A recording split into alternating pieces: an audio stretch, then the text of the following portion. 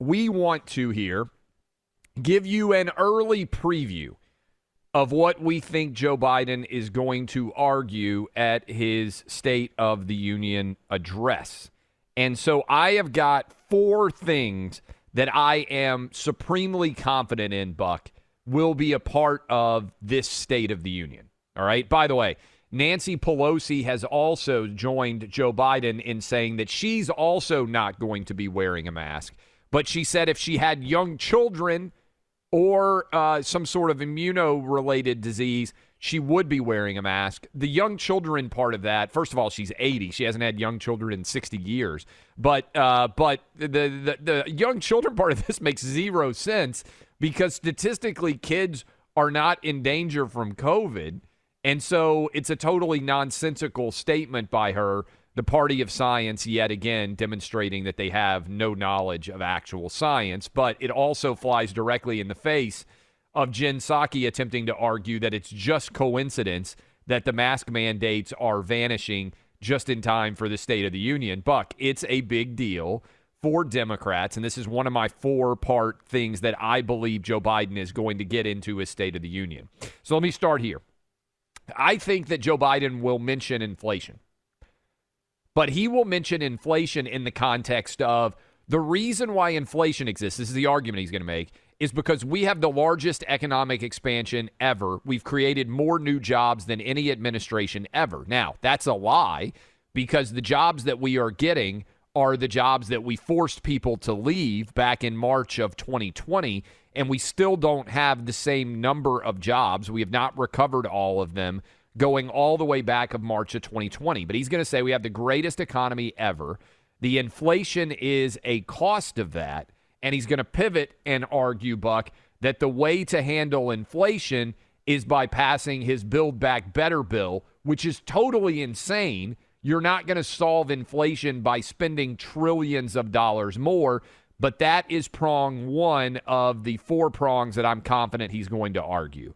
Second one, he's going to talk about Ukraine in the context of fighting for democracy and tie that in with January 6th, then argue that that is a battle that the United States will fight around the world, but also is fighting on our own backyard. And he'll cite January 6th and argue that there was an attempt to overthrow the government, even though it's not true, as an insurrection. He'll also, it wouldn't surprise me if he takes a dig at Donald Trump by saying Putin is not a genius. He's a brutal dictator, something along those lines. I would not be surprised. He's going to argue, and this is why they're not wearing masks, Buck.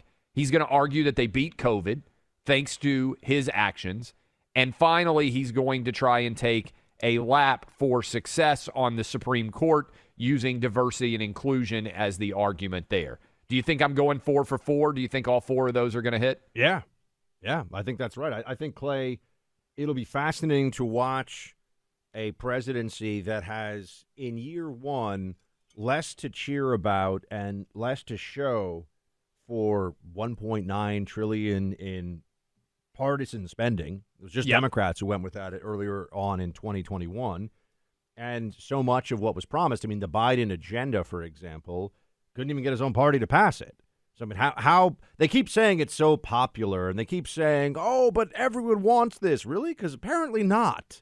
But there's going to be a lot of that. There's going to be a lot of the attempt to convince people that what they see, what they've experienced, what the numbers say somehow doesn't matter.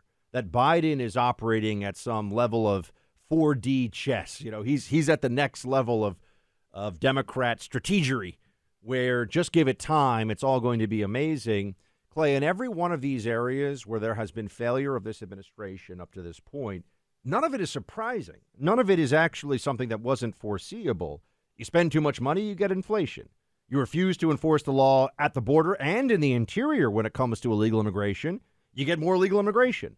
You undermine cops, you defund police, you have progressive prosecutors, you empty out the prisons, you're going to have more crime. All of these things, there's cause and effect, and that's what I think is so damaging for the Democrats. A lot of these areas where they've had failure, what happened in Afghanistan, the Afghan military, after 20 years of training, crumbled into nothing and didn't actually fight, and we had to run out of that country as fast as we possibly could. people saw the images themselves, right? They know what they've experienced under this administration. And here's the other part of it.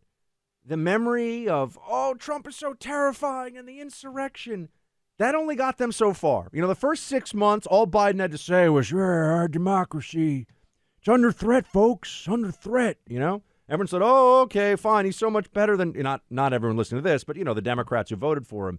We're a year in. What does this guy have to show for it? I mean, tonight is really the state of the dumpster fire address, because that's what Biden's administration has been. And it'll be fascinating to watch. And I think it's perfect that Biden and Pelosi, no masks all of a sudden, as if you could not script, if you were writing this as a screenplay, you could not write a better moment to show the theatricality and politics behind masking all along. But if anyone should continue masking, it's Biden, it's Pelosi, it's people basically in their 80s. By the way, if you're in your 80s, don't mask. It doesn't do anything. But the point is, if anyone should if anybody was going to do it, you're right. Yeah.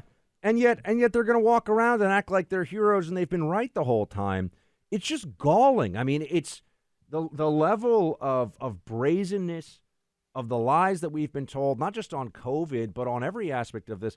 Clay, Biden never should have been the nominee, never should have been president. This is clear. It's already clear. And Democrats recognize it at some level, but what are they going to do? They got the tiger by the tail here. They don't want to deal with the alternative scenario would be having him step down for Kamala. We all know that Kamala is probably a bigger liability for the Democrats from an electoral perspective than Biden.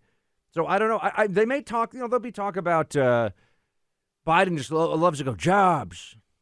Jobs, folks, jobs. He just yells it and gets all squinty and yells it, and that'll be a big push. He'll say he's created all these jobs. I don't think anybody's really going to come away from. First of all, no one's going to remember the speech. We'll talk about it tomorrow to analyze it. No one's going to remember it, and they got nothing, man. They got nothing. I really do think that the pivot is going to be that they beat COVID. Like, I always try to think, and this may be the lawyer training in me, but one of the things about being a lawyer is sometimes you look at the facts and you're like, I got a bad side here. And this is where any lawyer out there can tell you. It's a lot like being a coach. Sometimes it's how good a talent you got.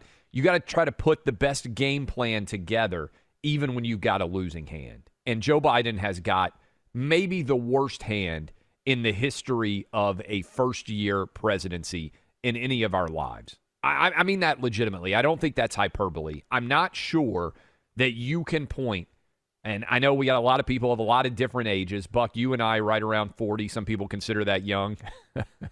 Middle age, whatever you want to call us. 2 generations. And I know there's people out there listening who are 80 and beyond. I don't think, no matter how old you are right now, I don't think we have ever had an American presidency in anyone's life who is listening right now that has been as bad as Joe Biden's first year. That's not hyperbole. That's not me trying. I know everybody wanted to compare Biden to Jimmy Carter. I think at this point it's unfair to Jimmy Carter. Biden is far worse than Jimmy Carter ever was. And by the way, Jimmy Carter was competent. He was intelligent. He was able to at least fashion his own thoughts.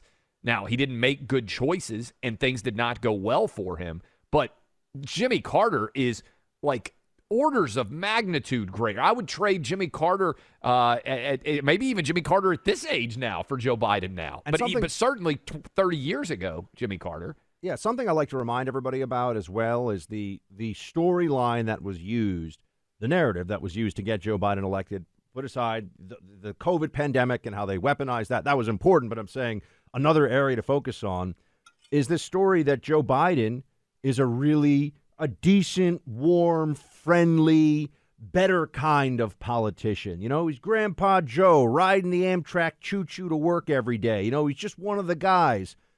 Total bull. I mean, yeah, when his son is not getting paid $80,000 a month by Ukrainian oligarchs or running around to Chinese hedge funds and saying, but put all that aside for a second.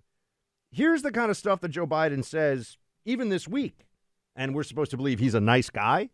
We're going to keep pushing on this, and we're protecting our country's threshold liberty, the sacred right to vote, which I've never seen is under such attack. It's always made it harder for blacks to vote, but this is trying to be able to figure out how to keep the black vote when it occurs from even counting. It's just not true. Yeah. It's nasty. It's racial demagoguery, and he knows it, and he doesn't care. He's not a nice guy, know at Clay. this point. Yeah, I agree he's not a nice guy. I don't know that he's smart enough to even know that the things he's saying are not true now. And smart may be the wrong word. I don't know that he's functionally with it enough to even understand arguments and counter-arguments now. I really don't have that sense. If he's not reading directly off a prompter, it's always difficult, I think, when you're in the White House to be aware of what the real world is like because you're in that strange universe of the White House, which is abnormal. What did Harry Truman say? Being a president's like trying to ride a tiger. I do think there's truth to that, whether you're a Democrat or whether you're a Republican. But I don't think Joe Biden has any clue what's really going on. When he was wearing that mask, walking across that grassy field at the White House yesterday, Buck, I watched that for a couple of minutes, watched him walk. And I thought to myself, it is the very definition of someone's home. The lights are on, but no one's home, right? I mean, you can almost see it in the eyes. He doesn't have the cognitive ability to be aware. And I know we've used this analogy before, Buck, but every day it feels more and more like Joe Biden it's Thanksgiving, and Joe Biden is the elderly relative at your Thanksgiving dinner who is unable to know what's going on, follow the conversation, in any way be cognizant of what the actual day-to-day activity is there. Yeah, the Democrats are the party that mandates child abuse through masking in schools and engages in elder abuse by propping up this guy Joe Biden, who I don't like putting this stuff out. Right? They never should have made him president. They never. It was a reckless thing to do, to pretend that he was up for this and of sound mind for the job.